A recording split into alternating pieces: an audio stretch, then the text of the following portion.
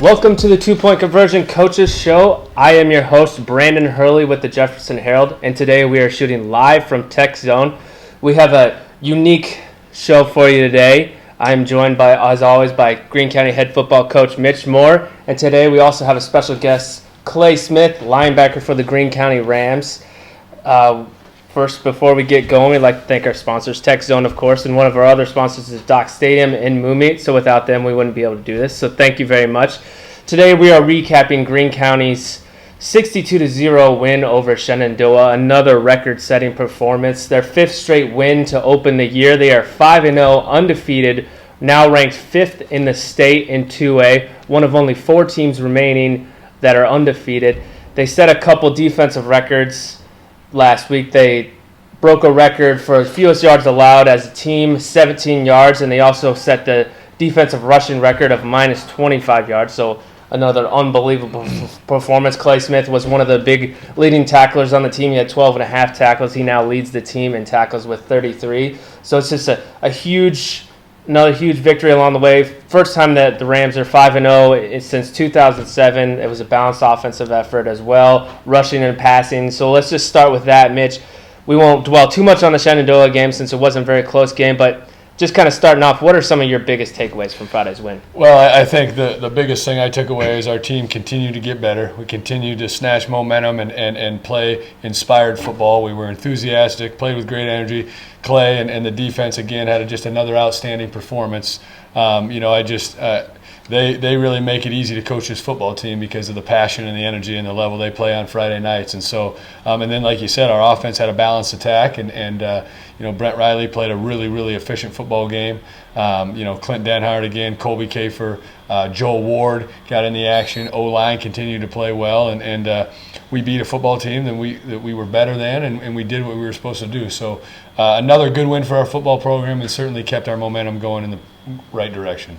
Yeah, talking about being the better team, going in there, you guys had to know a little bit that they weren't the best offensively. Mm-hmm. So did you have a little extra motivation knowing that, hey, these guys aren't very good offensively, so, hey, we need to go in there and shut these guys down? Well, we watched film, and we seen that they had some big linemen and whatnot. I don't know. I think they said they averaged like 250 or something on the line, and those are some big kids. I mean, compared to me, of course. And but we knew that they were kind of slower and whatnot, and we kind of seen that their backs weren't very big, so kind of just it really helped us seeing that there wasn't necessarily massive guys or super fast kids and whatnot. It kind of just helped it kind of was a confidence booster for sure. Yeah, talking about that O-line, you guys easily got in the backfield. It seemed like every single play the defensive line was in that backfield, just dominating. So how do you guys think you were able to get in the backfield so often and hold them to only 17 yards? Well, we definitely tried to do different blitzes and stunts and fronts as much as possible, just to keep everybody on their toes and just keep ourselves on our toes too.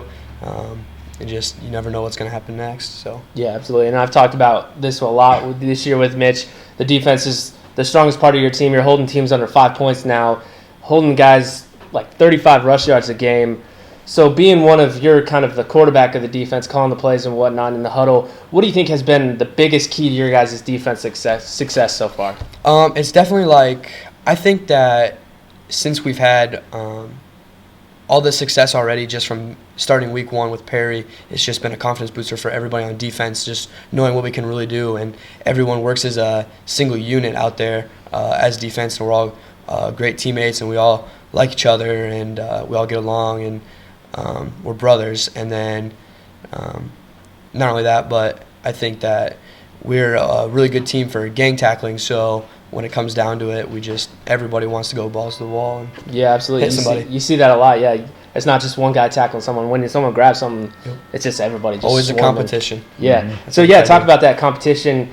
I mentioned this to Bryce a little bit. You guys have 2 shots in the last 3 games, and you're allowing less, as I mentioned, a little less than 5 points a game. So is that a kind of point of pride for you guys to be able to try to hold teams off the scoreboard? I definitely think so. Having that big fat goose egg on the scoreboard's really it's a big confidence booster, and we love seeing it, and we try getting as much as possible. And it's a competition seeing who can get the most tackles. When you get a tackle, sit there and hold up a finger and say, hey, I've got 2 already, or something like that, and just kind of like sit there and talk with your buddies, and then they'll be like, oh, I'm going to get this next one and whatnot. So yeah, and it kind of blows over to the offense too. Is it also kind of a pride for you guys? Hey, we shut them down 3 straight downs. Now it's your turn. Is that something that you turn it over to them? There's times where I'll go out and it'll be right after we held the offense, and then our offense will run out in the field, and I'll be like, Brent Riley, you better come out here and have a great throw for me, or I'll say to like Colby Kuemper, you better take this one all the way. And lo and behold, I've had a few times where I've been like, Brent, hope you take this one to the house. Throws it, gone. So yeah, Clay mentioned that team aspect of everybody coming together on the defense. Yeah. Are you encouraged by how well the defense have kind of melded together this year? Well, not just the defense. I think it's our entire program have come together, and we're certainly a better team. You know, I think with every great team, there was always a growth period. And last year, we continued to trust the process, and we kept growing, and we developed a great leadership team and leadership group in the offseason that kind of consisted of 10 guys.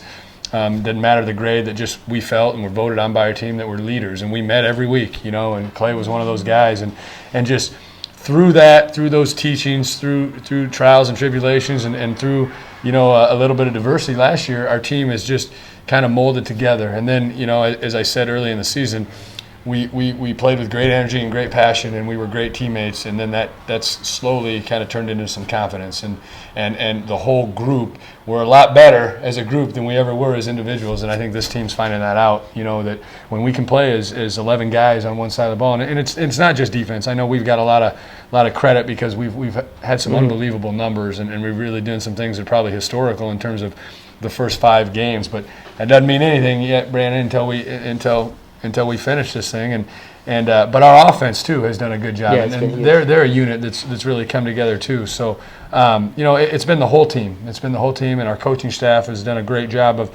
We're a better coaching staff this year than we were a year ago, just because we know each other better, and so through this growth process and this last year, we've become a good team.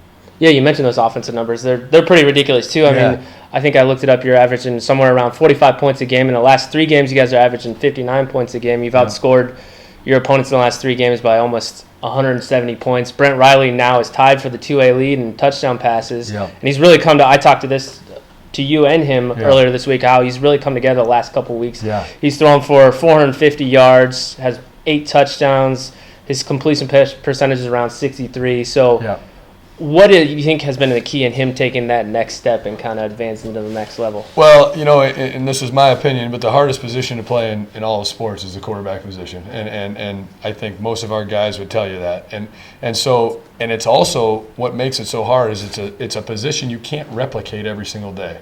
You replicate the quarterback position on Friday nights, on Saturdays in college, and Sundays in the NFL. It's really hard to replicate that position Monday through Thursday or Monday through Friday, whatever because people can't hit you. You don't hit the quarterback very often, and so how Brent had to get better was play the game, and he did a great job in the offseason of getting his mechanics down and understanding the offense better and becoming a better leader and doing all those things.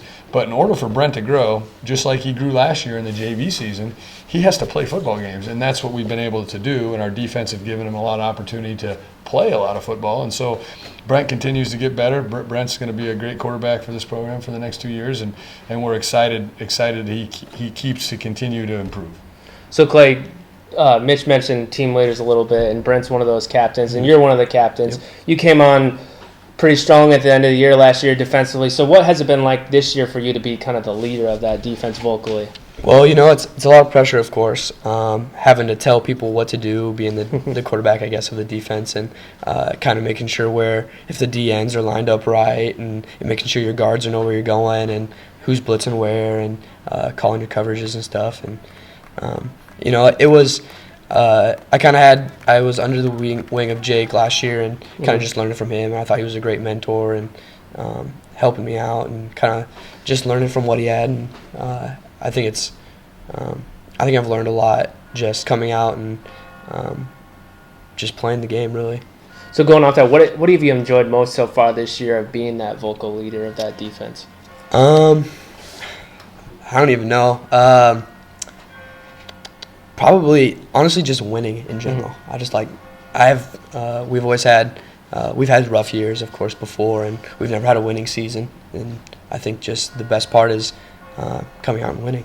Yeah, and we obviously don't want to think too far ahead, but now that you guys have 5 wins, you're guaranteed at least a regular season winning record. So just from how far you guys have come the last 2 years, how's that feel to be with so much season still left that you're guaranteed? Obviously, you guys want to make a deep playoff run, but is there a little bit of kind of pride there that, hey, we have secured a winning season this early in the season, or are you kind of not even thinking about it?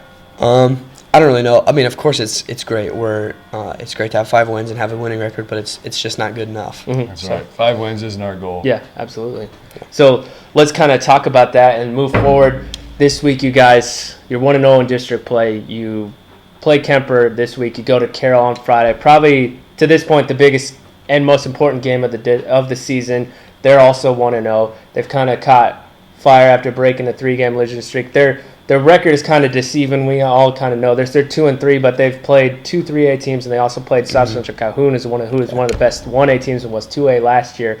So we'll start with you, Mitch. How important is this game, and where do you see the difference being? Well, this is as big as a football game on a Friday night as there is in a regular season. I mean, they're certainly our rival. They beat us last year. They've set the standard for championship football. You know, their coaching staff and their community has done a great job bringing a winning tradition to Carroll Kuemper's football program. They're our next door neighbor, you know, and there is a rivalry. There's a rivalry with our kids. There's a rivalry with our communities, and it's a really important game for us. And they're a very well coached football team. You know, they're the best 2 and 3 football team in the state. They play disciplined. You can tell they've got a strength and conditioning program. You can tell they've got a winning tradition. The way they carry themselves, the way they line up offensively and defensively, you can tell they're a well coached football team. So. This is as big as a football game as you're going to have in the regular season. Our kids know that. It's something I haven't shied away from all season long. When we play an opponent, I'm going to tell our kids what my opinion is on it, and I've told them this from day one on Saturday that this is a huge football game for our program, and the energy, the intensity to practice. There's a different level around the facilities this week, and there was a different level of practice yesterday and this morning. Just energy, you know, and our kids understand it. And this, you know, this game's going to be won on what you did from Saturday to Thursday and what kind of preparation you put in. And I told our kids that. But I think even the bigger picture on it's what have you done since the clock strike 0 last year? From November until now, it's a culmination of all that stuff, and our kids have prepared for this football game, and it's a game we've circled on our calendar for a long time because it's important to us, and it's also they've earned that level of respect because of the football program and the championship caliber program they have, and I've said this since day one, and Clay echoed this: 5 wins isn't our goal, and our goal is to be a district champion and continue that, and to do that, you've got to beat the best, and so we understand the implications of this game on Friday. Being that this is a district match, and it is your guys' goal is a district title. Just as far as that, how far would this go as just you're taking your guys' next step to get this win and on your hopes of getting the district title? How important is this game just to you guys? Of course, they're a rival, and like Coach said, and we know they're a tough team. So I think definitely coming out and beating them. If we beat Kuemper, I think that'll definitely put us on track and for coming out and going into Road to Dome. So I touched on this R2D a little bit. This will probably be one of your, it's hard to predict, but it'll probably be one of your closer games of the year. And we talked about last week how your slow starts in the third quarter and you need to turn that around. So what do you guys think you need to do if it is tied at halftime? What do you think you need to do to come out and kind of punch them in the mouth and kind of go to the end of the victory? Just play with great energy. When we play with great energy, when we play with great pace, we're a tough football team to defend, and we're a great defense when we play that way. So we talk about attention to detail. It's something we talk about every single day in our program. But I think in energy and enthusiasm and play with a great pace. I know I sound like a broken record at times because I say that every week. But when we do that, this team loves to play on Friday night. They love to have fun. And when they're playing with energy and enthusiasm and pace, we've got the athletes and we've got leaders like Clay and the defense that we're hard to defend, and we're hard to we're hard to reverse momentum on us, because when we get momentum going, we play to a different level. And so I want to see that from the beginning, but certainly we've got to come out and play that way in the third quarter. And I'm excited. You can feel the buzz around town. I said it. You can feel it in our locker rooms and on our practice field and in the coaches' meetings. It's just a different feeling. It's a big football game, and it's not the end all be all. I mean, we win this football game, the next game's the biggest football game, right? Because of our goals. But it's certainly one of those games that as a high school kid you don't get to experience all the time. And so we all should be really fortunate and excited that we get a chance to play in this. So last question here. Mitch and I have talked about this a lot, but I want to get a player's perspective on this. Now that you're 5 games into the season, what do you think, just compared to last year's team, since you were kind of a key player on that team, what do you think is the biggest difference between last year's team and to this team that is now 5-0? I'd say definitely energy, enthusiasm, confidence, and really knowing what we're made of. And just everyone's flying around the ball, and everyone's playing 100%. Nobody's taking any reps off, and everyone wants to be there. Everyone wants to win, and everyone wants to be a part of our program. So, yeah, you mentioned that you guys haven't won a lot in the past. So how does it feel to be in this position that you keep winning and running off wins and getting that statewide respect, too, now that you're rising up in the polls? How's that feel? Is that pretty fun to have that for you guys? Oh, yeah, of course. It's fun. It's awesome because back when I was little, we used to play teams like Waukee and where we had almost no chance just because they were huge schools that whatnot. And as we kept going up, we only had a few seniors. There's I think almost all throughout we had maybe 13, 14 kids go out for football, and then now we're up to what are we at, 9, something like that? 9 seniors. 9 seniors, and seeing those kids that are really sticking with it are definitely, we've seen what we can do and what we've been working towards. Yeah, and basically kind of what you're saying is that it's almost like in the middle of the season you're building a tradition here and trying to – it's motivating other kids, younger kids, to come in out and realize, hey, that we can win and Greene County can be a really good football team. Yeah. All right, so that's pretty much all we had for today's show. Thank you very much, Clay, for joining us today. And as always, thanks, Mitch, for joining us on the Coaches Day. Greene County is at Kuemper on Friday, 7 o'clock at the recently renovated Carroll Athletic Stadium. So if you want to see the Rams go for their 6th win in a row, head out there on Friday and root on the Rams. Thanks a lot.